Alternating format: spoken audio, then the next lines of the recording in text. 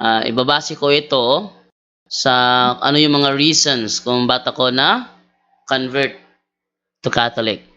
Okay? Ito po yung una natin. Para sa ating mga Katoliko, ano ba ang mga palatandaan para matukoy ang tunay na iglesia? No?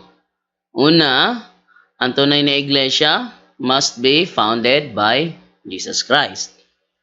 Pangalawa, ang tunay na iglesia must be founded in Jerusalem.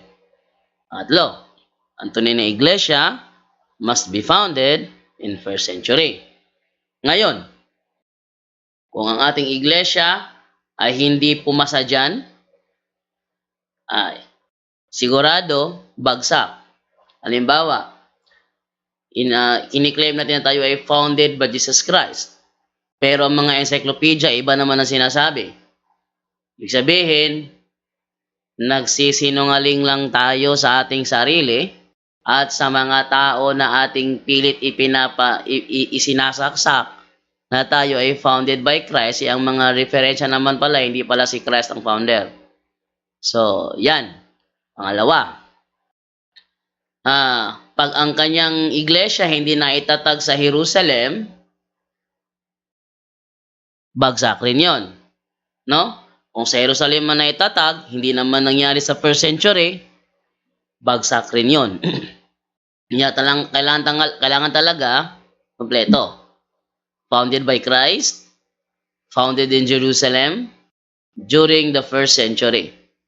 Next, ang Iglesia Katolika ba ay founded by Jesus Christ? Yes. Ayon sa mga batayan natin, unahin ko yung unang batayan ko, Grolier Encyclopedia, Volume 5, page 106. Catholic Church, from Greek Catholicos, universal, term generally applied to the divine society, founded by Jesus Christ, and endowed by the outpouring of the Holy Ghost on the day of Pentecost. More specifically, the name denotes the body of the faithful in communion with the Bishop of Rome, hence often called Roman Catholics. Diyan pa lang, napatunayan na, isa ng batayan, na ang Catholic is founded by Jesus Christ. Yan lang ang bukod tanging record na hindi pwedeng kopyahin ng ibang sekta. Next, Encyclopedia International, Volume 15, page 520. Ayon dito, Roman Catholic Church. There are two equally valid definitions of the Catholic Church, comparable to the twofold nature of Jesus Christ, its founder, who was both human and divine. Dalawa na. Magkaibang encyclopedia. Sinasabi, Jesus Christ is its founder. Pangatlo, Philippine History by Sonia Saide and Gregorio Saide. Sa page 123. The greatest legacy of Spain to the Filipino people is Christianity, specifically the Roman Catholic religion. Strangely, this religion was Asian in origin. Asian siya in origin. Hindi siya doon sa Italia, hindi siya sa Europa. Siya ay Asian in origin, being founded by Jesus Christ in Palestine. So, tatlo na. Ngayon, ang Iglesia Katolika ba ay founded sa Jerusalem noong 1st century? Ang sagot ay yes. Ayan sa The New Book of Knowledge, Volume 16, page 281. The history of the Roman Catholic Church began in an upper room in Jerusalem almost 2,000 years ago. About 120 persons were gathered there. They were followers of Jesus Christ, and they were awaiting the coming of the Holy Spirit. He had promised to send them from heaven. The day on which the Holy Spirit came down is considered the birthday of the church. The church may be described as the society that Jesus founded. Oh, ano naman ang mga pahayag ng mga hindi Katoliko patungkol sa Iglesia Katolika? Kukuha ako ng pasugo ng Iglesia ni Cristo na tatag ni Felix Manalo to prove na yung una nating ginamit, encyclopedia yon, hindi po may-ari ng Katoliko. Ngayon naman, Pasugo Magazine, na lalong hindi pagmamayari ng Katoliko. Ano sinasabi sa Pasugo, July to August 1988, page 6? Even secular history shows a direct time link between the Catholic Church and the Apostles, leading to the conclusion that the true Church of Christ is the Catholic Church. So, kahit pa magdahilan sila na yan ay katwiran ng author nung siya ay Katoliko pa, pero yung unang linya, even secular history shows, hindi na siyang gumawa ng secular history. Next. Pasugo pa rin. January to March 1995, page 8. Ano sabi dito? The Church of Christ has thoroughly become the Catholic Church. Although writers and historians continue to treat both as synonymous. Alam ng mga writers and historians na ang Church of Christ at ang Catholic Church, iisang iglesia lang yan. Isang iglesia lang yan. No? Next, The Ministry Magazine ng Seventh-day Adventist Church, labas noong December 1928, number 12, sa page 29. Ano sabi rito? The Apostolic Christian Ancient Catholic Universal Church, established by Christ and His Apostles, continued to the time of Constantine about 321 AD. The ancient Catholic Church was persecuted by the pagan government, but never resorted to state aid in its religious work. Its only means of converting people was by preaching and persuading people to accept Christ as their Savior. Just as soon as this church joined herself to the state, she persecuted the pagans in exchange for persuasion in her religious work, and she became the Roman Catholic Imperial State Church. Ano ang nandito sa referensyang ito? Kalahati katotohanan, kalahati kasinungalingan. Bakit? Ano ba ang kasinungalingang nandito? Yung sinasabi na pinersecute daw ng church ang pagan, exchange for persuasion in her religious work. Yan ang sinungalingan dyan. Pero ang totoo dyan, yung Apostolic Christian Ancient Catholic Church na established by Christ and His Apostles became the Roman Catholic Imperial State Church. So yung iglesyang tinayo ng Panginoong Hesukristo at ng mga apostol, ang siyang naging Iglesia Romano-Katoliko. Iglesia Romano-Katoliko. Yan ang sinasabi ng kanilang The Ministry Magazine. Official na magazine nila yan. Ano pa? Ano naman ang pahayag ng Wikipedia patungkol sa Iglesia Katolika? The Catholic Church, also known as the Roman Catholic Church, is the largest Christian church with 1.3 billion baptized Catholics worldwide as of 2019.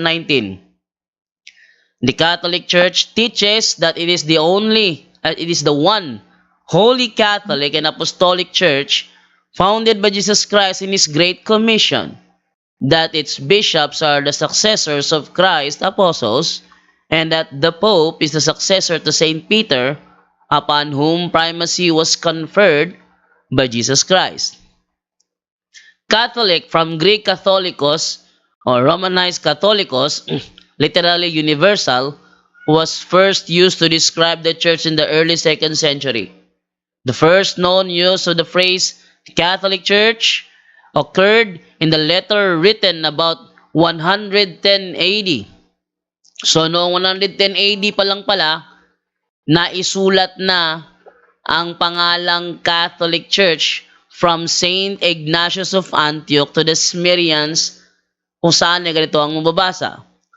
Wheresoever the bishop shall appear, there let the people be. Even as where Jesus may be, there is the Universal Catholic Church. So, doon pa lang sa isinulat ni Bishop Ignatius of Antioch noong 110 AD, wala pa si Emperador Constantino, may nakalagay ng Iglesia Katolika.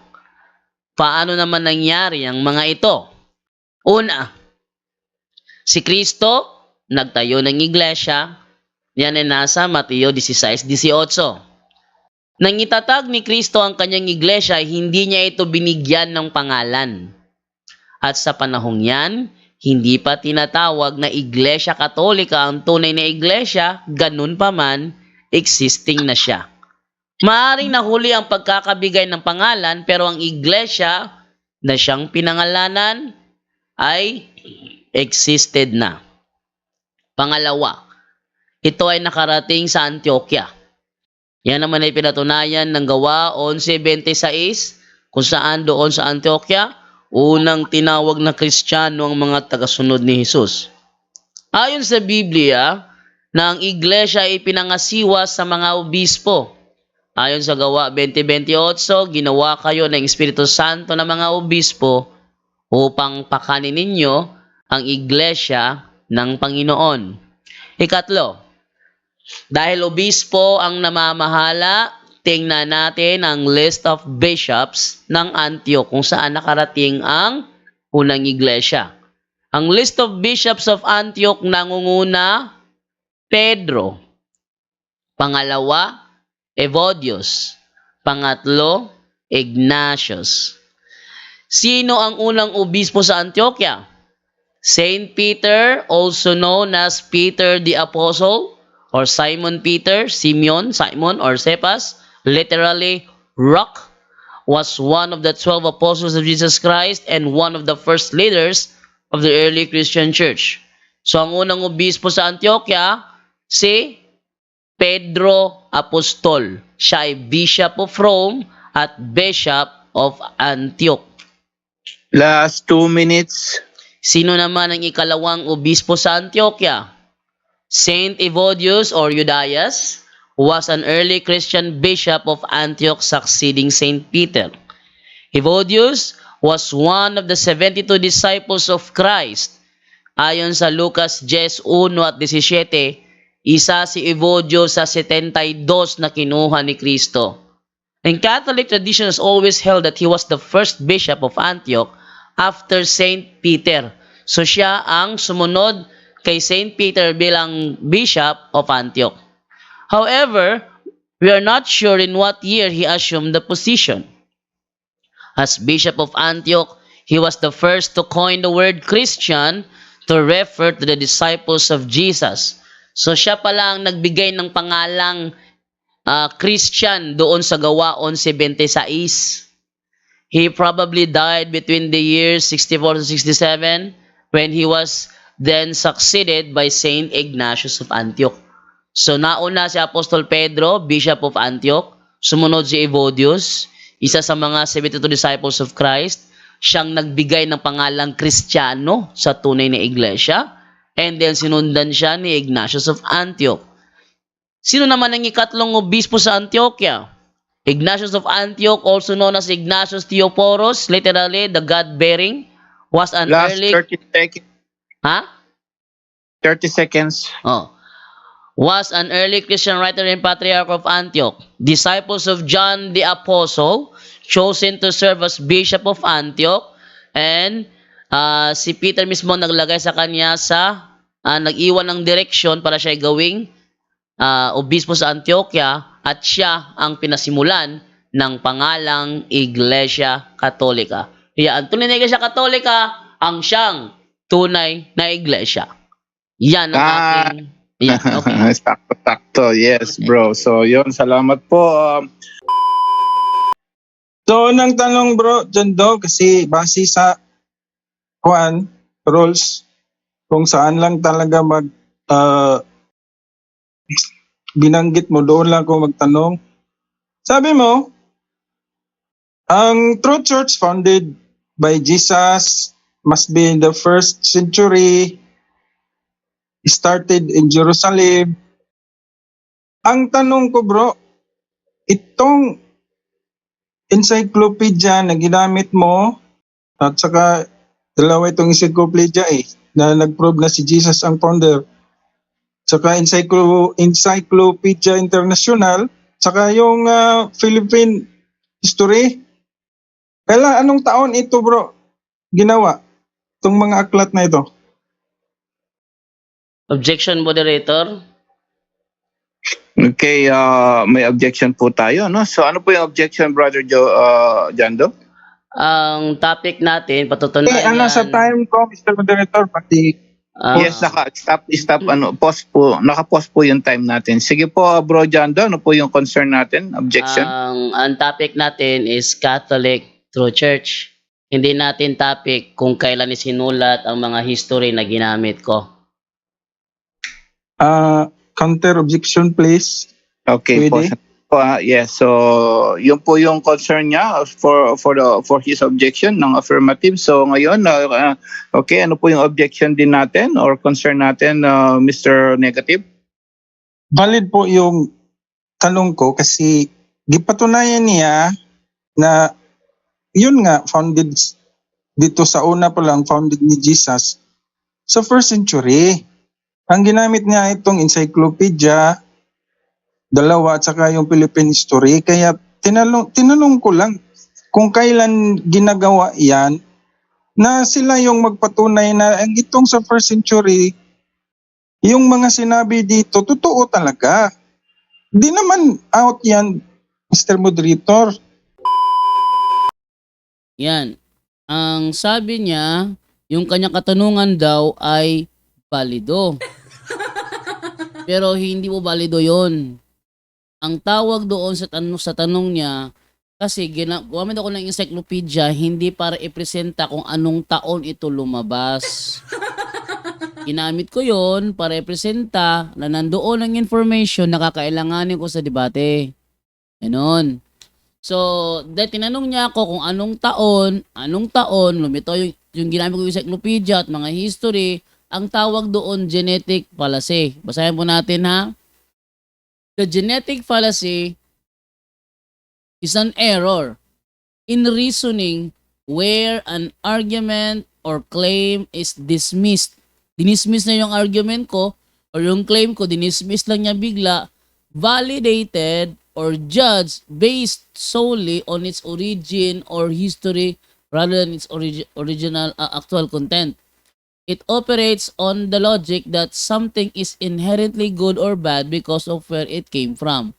Ang genetic fallacy, isang kamalian sa pangangatwiran kung saan hinuhusgahan ang isang ideya o claim base sa pinanggalingan nito, origin o source, imbis na suriin kung totoo o mali ang nilalaman. Example, hindi valid yung sinabi mo kasi galing lang yan sa modern encyclopedia. Kasi ito dahil una, hindi sinuri kung tama ang content at pangalawa, inatake lang ang source dahil sa ito ay modern.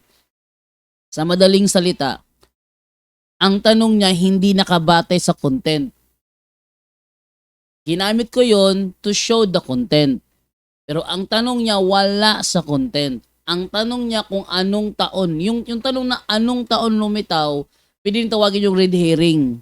Red herring fallacy. Kumbaga, biglang liko.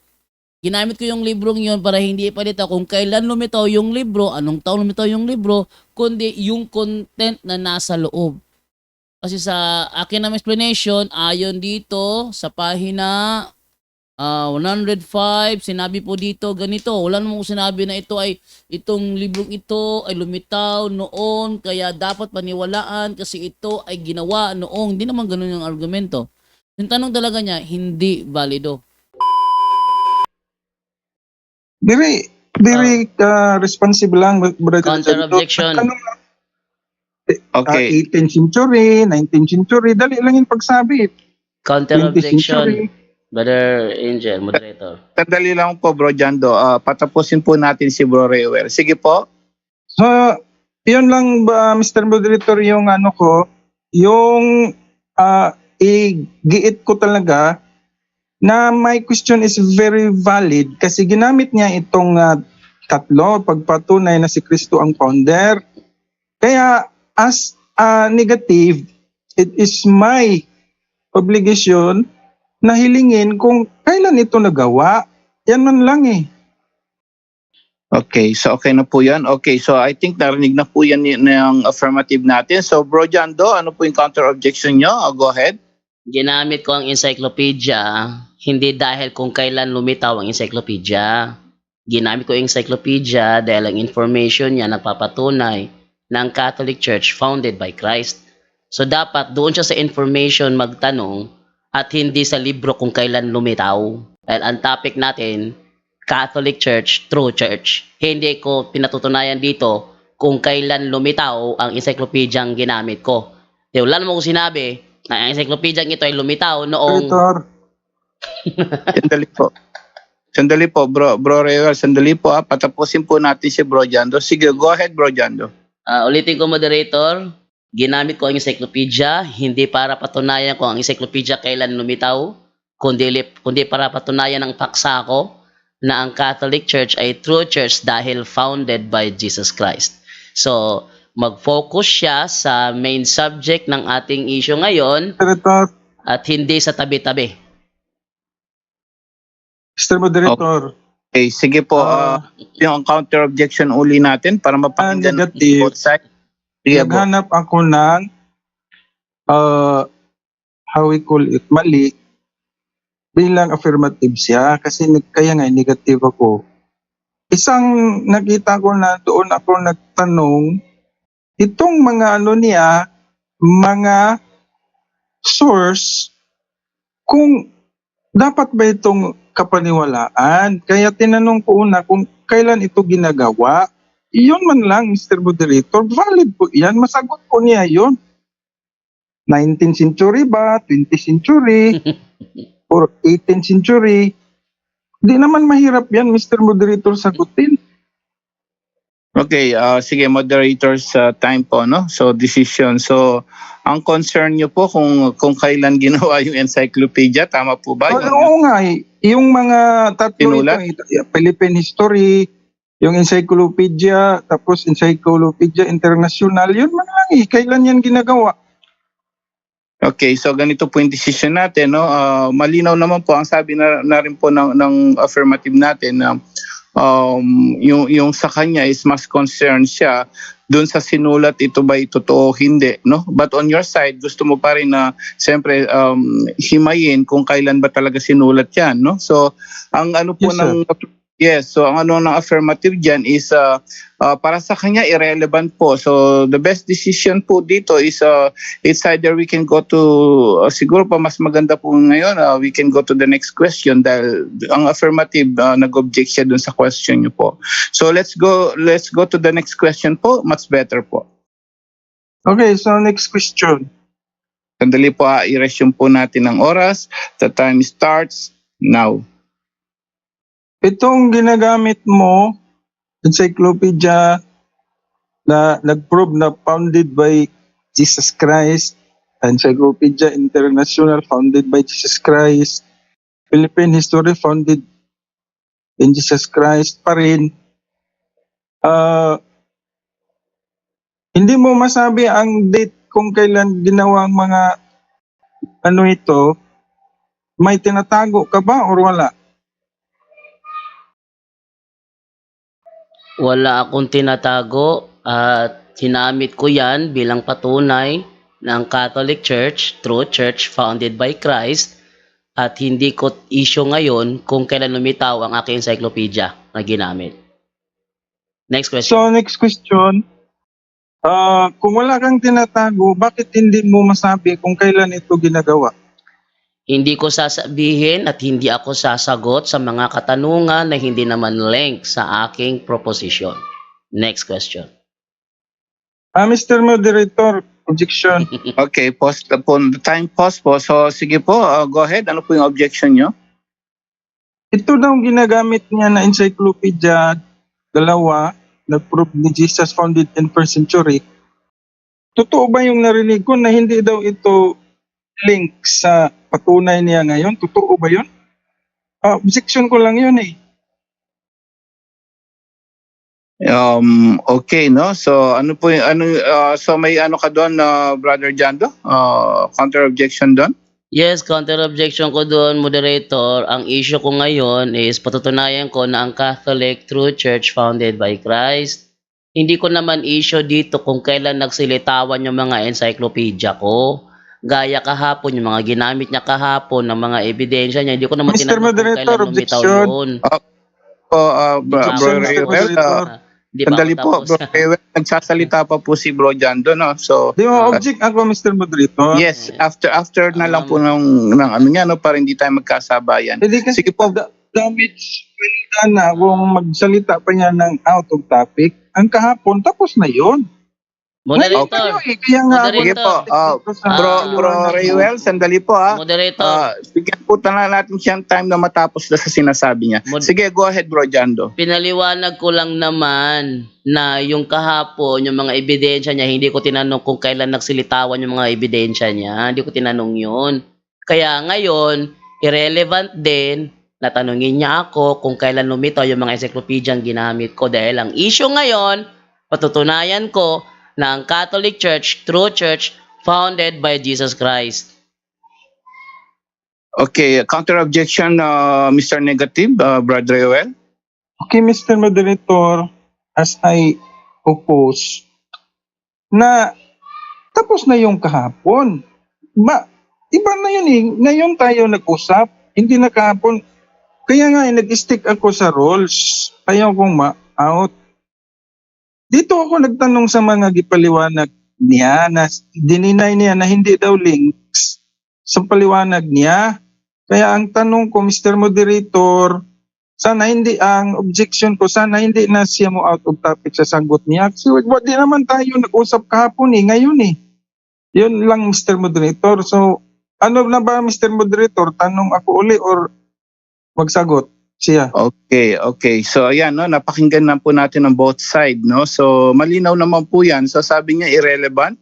In other words, hindi niya ayaw niyang sagutin 'yan because it's irrelevant. So I don't think makaka-move on tayo kung patuloy pong nating itatanong yung bagay na 'yan. So I think we need to proceed to the next question or make it different.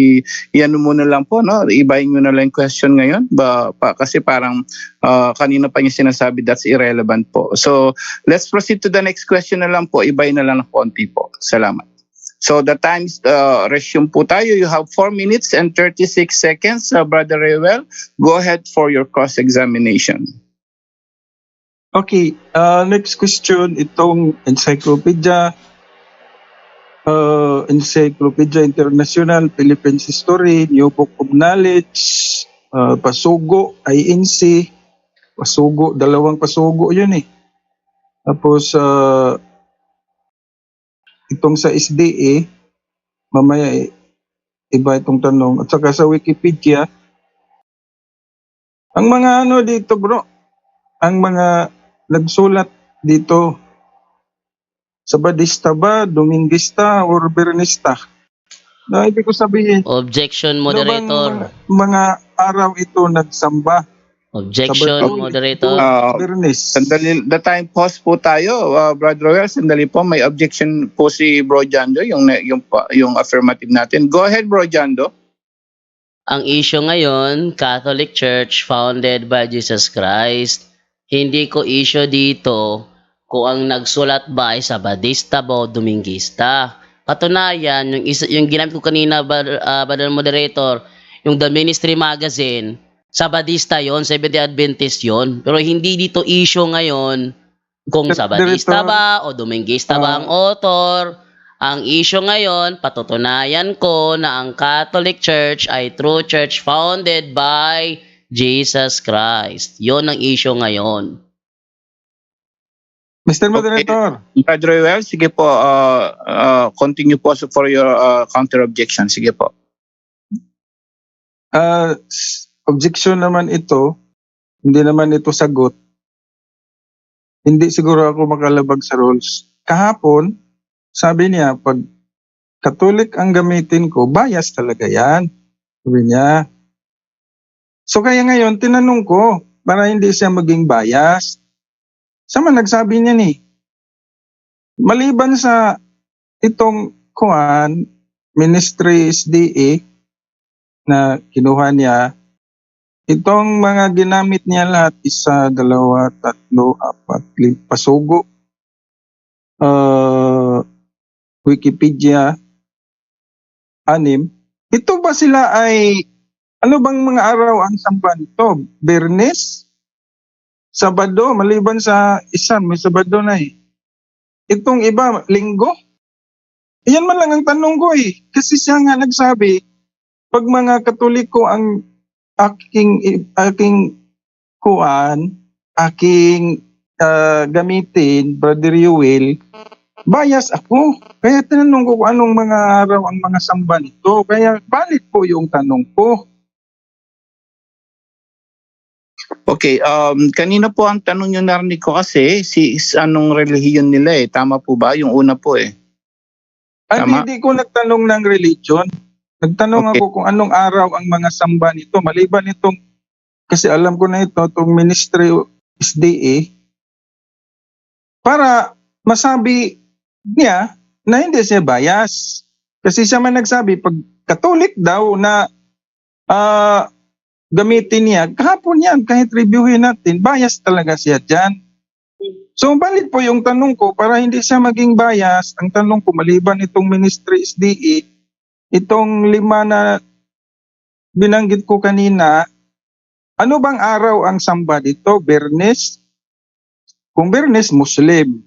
May sabihin niya, Biyernes, Muslim yan. Pag sa Sabado, mayroong Sabadista. So, yung isa, Linggo. So, ito sabi niya na hindi yan mga linggo lahat. Mga ano yan, mga ibang araw yan. Ganun ba ang sagot? Be responsive ba? Yun lang sa akin, Mr. Moderator, back to you. Okay, no. Narinig ko na po yung both side natin, no. So ang decision po natin dito, katulad nga ng sabi rin ni Bro Jando kanina, no, sinagot niya po yung iba diyan, siyempre yung iba alam niya. But siyempre yung iba like the Encyclopedia or Glorier at mga binasa niya, siyempre po hindi naman niya dahil kumbaga ang side niya yata is hindi niya trabaho yung parang hindi niya concern kung ito ba yung nagsasabat o hindi, no. But for you, on your side naman, ang gusto mo naman mapatunayan na sila ba'y nagsasamba na Sabat. But siguro kagaya ng sabi natin, yung pagsamba siguro ng Sabat or something, let's focus siguro. Iniisip ko kasi parang medyo mahirap siya dahil dun sa mga nilatag niya. Baka yung question, baka dito medyo nahihirapan tayo ng kung paano mo kunin sa negative yung nilatag niya. But siguro you can go to the mag-ask ka ng questions not about the Sabbath kasi it's the true church. But okay lang ba sa iyo sagutin mo yung Bro Jando? Yung tanong niyang huli na ito ba man nagsulat niyan sumasamba ng Sabbath? Ano po yung mo rito? Naka-time pause naman, Bro Jando. Magsasalita lang ako na hindi ako gumamit ng Catholic book dahil ang encyclopedia ang ginamit ko, Brother Angel, is wala namang nihil obstat at imprimatur yon. Ang ginamit kong pasugo, wala namang nihil obstat at imprimatur yon. Ang ginamit kong The Ministry Magazine, wala namang nihil obstat at imprimatur yon. So, hindi ako nandadaya dahil hindi ako gumagamit ng official Catholic book. So, dapat mag-focus siya doon sa main issue na ang Catholic Church founded by Christ at hindi kung kailan lumitaw, anong araw ng pagsamba ng mga reference na ginamit ko. Okay, Mr. Negative, yun po yung para para makamove on tayo. Question ako, Mr. Moderator. Yes, yung po sinabi niya naman kasi hindi sabi niya, Mr. Moderator, na di naman ako nagtanong nagkatoliko ba yan? Kasi gumamit siya ng Sabadista Alam naman natin yan eh. Na, Sabado talaga yan. Itong pasugo, linggo. So ang problemahin na lang na yung mga encyclopedia, ano ba yung mga nagsulat dyan? Nagsamba ba ng linggo, Sabado, Bernes, para ma-identify natin kung hindi ba siya bias. Ganun man lang eh. Pero sige, Mr. Moderator, next question. Kasi, Yes. So let's proceed para makamove on po ayaw niya tayo. sagutin eh. Okay, so yun, no? So yun po yung yung concern ng dalawa. So lahat po na nakikinig ngayon, nandun po tayo sa mga concern nila, and then yan na-address naman siya. So we can go to the next question para makamove on tayo. Your time, you still have 3 minutes and 54 seconds for your next cross-examination question. Next question po, Brother Roel, go ahead. So next question, itong nag-found daw si Jesus sa encyclopedia, Founder Jesus, Philippine History, hindi niya alam ang year. Ito naman, sa first century, nag-start daw itong New Book of Knowledge, Pasugo 2, tapos Wikipedia. Hindi rin niya alam kung kailan ang anong mga itong nagawa, religion. Objection, Ibig bang moderator. Objection, Ibig moderator. bang sabihin, hindi mo alam ang ginagamit mo ngayon? Sandali, Brother Job? Bro, yes, sandali po, mayroon pong objection. Bro Jando, yes, go ahead. Ano po yung objection natin? Isa sa mga basic role ng debate, Brother Angel, Okay, is during stop mo na cross-exam. ang time. Nakagalang-galang na Mr. Moderator. Yes po. Isa, Sandali po, anuin po natin si Bro Jando muna, yung concern niya dun sa objection. Patapusin po muna natin para hindi po tayo magsasabayan. So, patapusin natin si Bro Jando dun sa objection niya. Sige po, Bro Jando, go ahead. isa sa mga basic role ng debate is during cross-examination, it should be direct question. Kaya please, direct question. Okay. I-direct ko ng question. Unang time, Moderator. Okay. So, okay ka po ba doon sa suggestion niya ng affirmative natin? So, direct question lang daw po So, you still have 3 minutes and 22 seconds. Mr. Direct Moderator, baka ma-misinterpret sa mga audience. Kahapon kasi, sinabi kasi niya na hindi daw maintindihan yung tanong ko. Kaya, I try my best na maintindihan niya ngayon. Kaya ganun yung ko ginagawa. So gusto naman niya na diretso, direct. Sige, gagawin ko. Sige, copy po ang explanation. Okay po. So copy po. Now next to the next question. You can go to the direct question lang po. The time starts now. So yung nagpatunay na founded si Jesus sa 3, Encyclopedia, at saka Philippine History, at saka dito sa mga pasugo at saka Wikipedia, hindi mo alam kung kailan ginagawa, anong religion. Ibig bang sabihin, gumagamit ka, Brother Jando, ng mga referensya na hindi mo alam?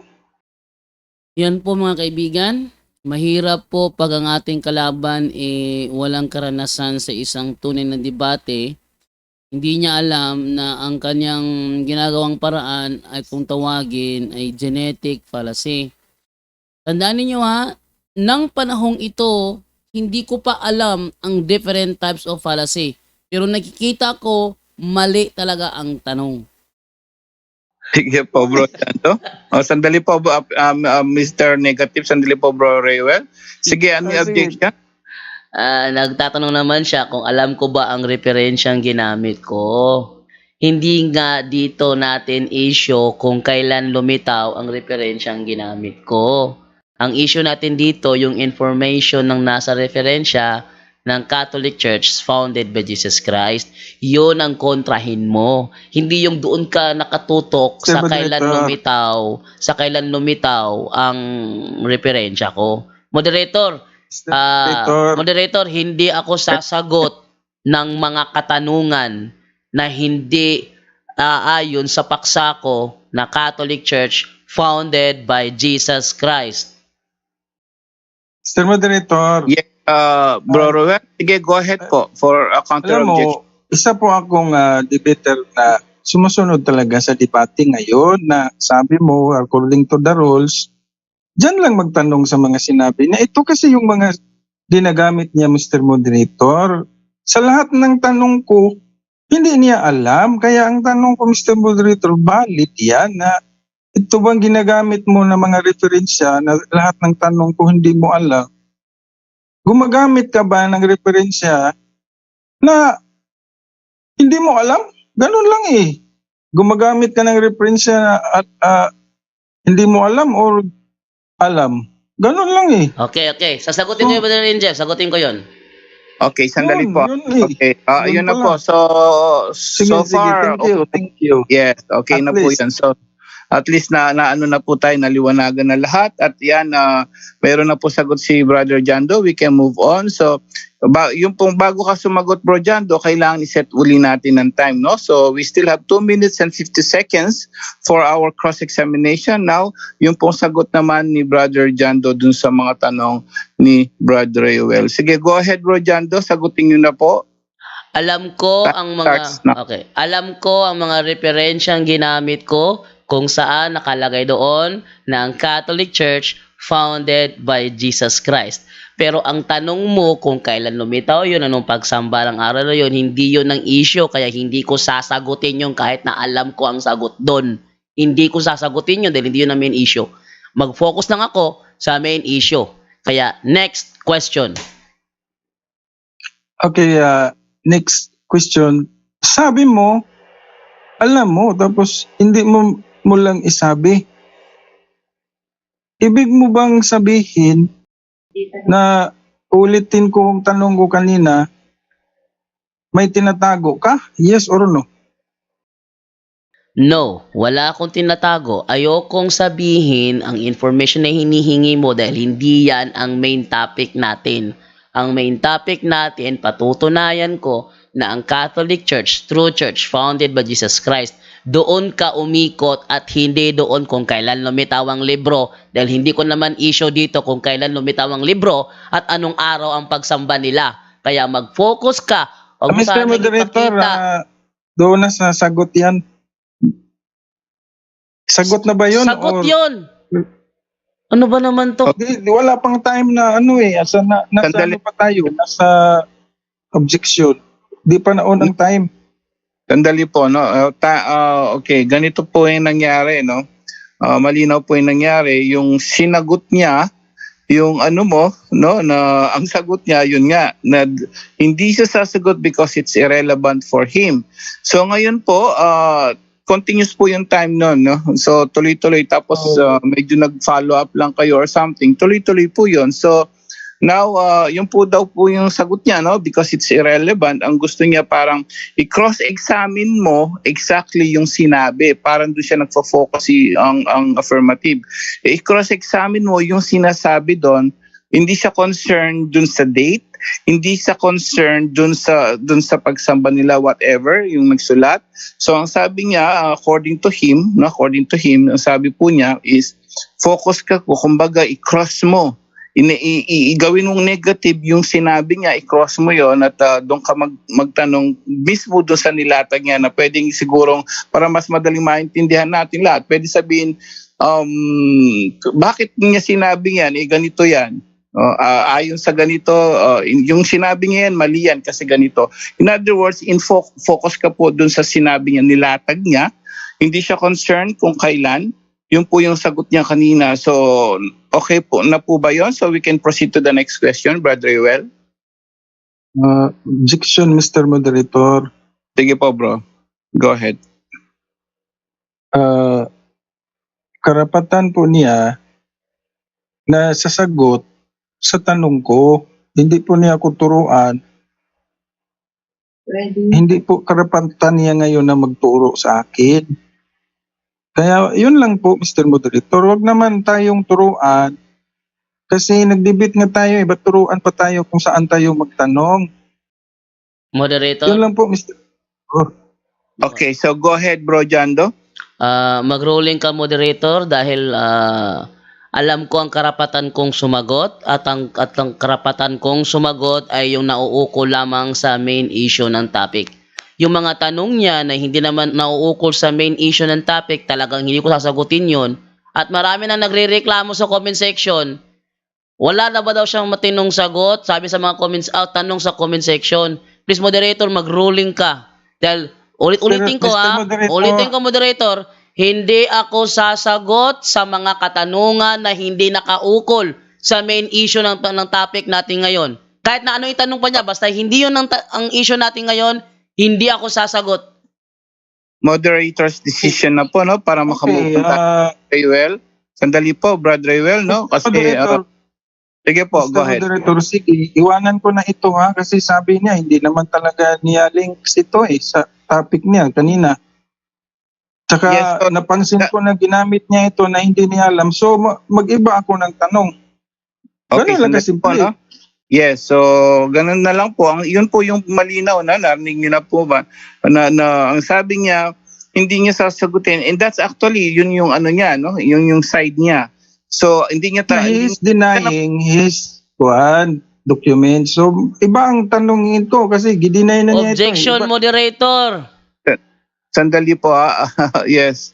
Yes, Bro Jando. I am not denying my references dahil ginamit ko yon. Hindi lang ako sasagot sa mga tanong na hindi nakaukol sa main topic.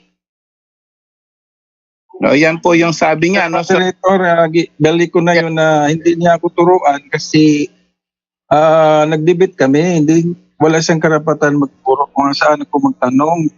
Kaya kung sino man yan, dyan na mga listener, kasi di naman sila yung nagdebate, huwag kang magpadala dyan. Dito tayo sa debate natin. okay, ganito na lang po, Brad Rayuel, no? Para makamove on tayo. So, malinaw po yung sagot niya. Ayaw na niya sagutin kung hindi siya relevant sa topic niya. So, yun lang po. Let's proceed to the next question para Okay, kasi gidinay naman niya ito lahat. Ano? Okay. Next So, question. yes, Next question, Mr. Moderator. Yes, sandali po. You have 1 minute and 40 seconds para makapag-resume po tayo. Tuloy-tuloy lang po, no? 1 minute and 40 seconds for your next question. Go ahead po. The time starts now. Bakit, Mr. Jando, brother, wala kang Bible ginamit? Ibig bang sabihin, nagpatayo ka ng gawa sa tao? Late century lang? Wala ka namang teksto diri ginamit Okay. Meron akong ginamit at alam mo na kung anong talata yon. Dahil sa unang stand ko pa lang, ang Katoliko naniniwala na ang tunay na iglesia must be founded by Jesus Christ. Biblical yan. Must be founded in Jerusalem. Biblical yan. Must be founded in the first century. Biblical yan. Okay, go ahead. Sumasagot pa ako, moderator. Sandali po. Objection ba? Tama yung narinig ko, no? Yes, sir. Okay, sige po. Ano po yung objection nyo? Go ahead. Naka-time pause po tayo. Bilang negative, sinulat ko po lahat. Sinulat ko talaga. Ngayon sabi niya, mayroon siyang ginagamit na bersikulo. Pwede ba i-prove mo rin na wala? Kasi wala naman akong nasulat kung mayroon pa Sinulat ko lahat ginamit niya dito. Okay, so may counter objection ka, Bro Jando? Sabi ko kanina, Brother Angel, yung sinabi ko na ang patunay na ang truth, sa truths ay founded by Jesus Christ. Founded by Jesus Christ. Biblical yun. Alam niya anong talata yun na si Kristo nagtayo ng iglesia. Alam niya anong talata yun. No need ko nang sabihin dahil alam niya kung anong talata yun. Yan, next question na lang. Mag-focus siyang gibain ng paksa ko. Moderator, pinapatay niya lang ang oras. Aabot tayo ng alas 11 nito sa kakaikot niya ng objection na walang katuturan. Mr. Moderator. Galit na ang mga audience natin nanonood sa YouTube at Facebook. Galit na, moderator. I-comments naman yung sa kanya, Mr. Moderator. Nagtanong ako po, ay valid po yun talaga. Kasi wala talaga akong malista Hindi nga niya nagbanggit ng bersikulo. Kung ibig sabihin, okay, hindi naman bro, ganun yung tinanong ko Moderator's So, time. moderator, mag-next question ako kasi Yes, bro, para bro Rayuel, pag may sinabi na po siya, okay na po yun. Katulad ng sinabi niya na, okay, kung mayroon man kayong objection sa mga sinabi niya at sinagot niya, you can i-rebut niyo lang po later yon, no? So, para makamove on tayo. Halimbawa, may sinabi siya na... moderator, kasi Yes. nagsinungaling siya na sandali po. mayroon eh. Tapos kung Sandali po, magsabi ko na moderator's time. Wait. wala, Mr. Moderator, ako na naman ang sabihin sinungaling. No. Hindi po ganun yon. Ang punto natin dito, kung ano po yung sinabi niya, katulad kanina, ayaw niya sagutin, let's respect that. Katulad sinabi niya, sinabi na niya na Jerusalem, biblical yun, let's just respect that. And then, kung later on naman, kung ano po yung naman nun, yung comment mo dun sa mga sagot niya ngayon, pwede niyo po yung sa rebuttal or dun sa presentation yun later, okay? So, or pag isabi niya na next question, ayaw ko yung sagutin niya, next question na, okay lang. Mag-object siya, Mr. Moderator, na parang mali ako. Kaya hindi naman ako mali kasi ba't ako magtanong ng mali na ano nga ako ng dito, lista ko mga sinabi niya. Kaya, siyempre, Mr. Moderator, din ako sa credibility ko. Kaya, pasensya na talaga. So, mag-next question ako. Okay, let's resume po. You have 52 seconds and for the next question po. Okay, the time starts now. So kanina, sabi mo, Bishop na doon sila si Pedro, sila si Ignacio. Alam mo ba kung kailan una ginagamit sa English na bishop ang salitang bishop? Sa 1st century, 2nd century, 3rd century, 4th century. Alam mo ba kung saang century ginamit ang salitang bishop na gi-apply mo doon sa 1st century na sila Ignacio, bishop daw yun? Yes, bro. 1st century, lumitaw ang bishop. Ang Greek noon, episkopos. Mr. Moderator. Oh, sumagot ako, moderator. Ba't siya sasapaw? Hindi. Kasi ang tanong ko, Mr. Moderator, ang salita ba, ang word ba na bishop? Yun na nga. Sinagot ko na. Moderator, pakitahimik muna siya, moderator. Dahil sasalita ako. Brother Rayuel, excuse, hindi pa po tapos sa sagot niya, no? So, but medyo na po ngayon, alanganin niya, no? So, time na po, no? Time na po sa 7 minutes. Sige po. Concern yung tanong ko, hindi na tama yung sagot So, hindi po kayo pwede magsabing hindi tama yung sagot, no? Ganito na lang po. Hindi, kasi ang tanong ko, Mr. Moderator, I'm sorry, Mr. Moderator, for wrong explanation siguro. Kasi ang tanong ko ba, kasi tinatawag na niya ang unang mga century na bishop daw yun. Samantalang, mag-google ko naman dito na ang word na bishop, unang lumalabas na ginagamit, nandyan man yan sa dictionary, nasa 4th century lang. Yes, Brother Rayuel, kaya po yung na wala pa mang bishop na word. Moderator's time, kaya yung tanong ako kung kailan ginamit una. So, yun man lang, Mr. Moderator, yung concern ko. Kaya po sinabi natin, lahat ng mga concern mo po, hindi po kayo pwede mag-concern ngayon dahil nasa question and answer portion po kayo. Kaya sabi ko sa inyo, lahat ng mga sagot niya, pwede nyo po yung concern na yan sa mismong rebuttal nyo. So, doon na lang yan po ilatag lahat yan. No po. So, now actually, tapos na po yung yung 7 minutes. So, ayan po. Naubos na lang yung kanyang oras sa tanong niya at objection na walang katuturan. Kasi hindi naman siya nagtatanong batay doon sa sa aking stand. Kundi lumiliko siya, gusto niya akong hilahin sa ibang issue na hindi ko naman tinapik. Naubos ang tanong niya, naubos na ang oras sa objection, so walang nangyari sa kanyang tanong. Mahinang klaseng debater itong si Ruel Silibran.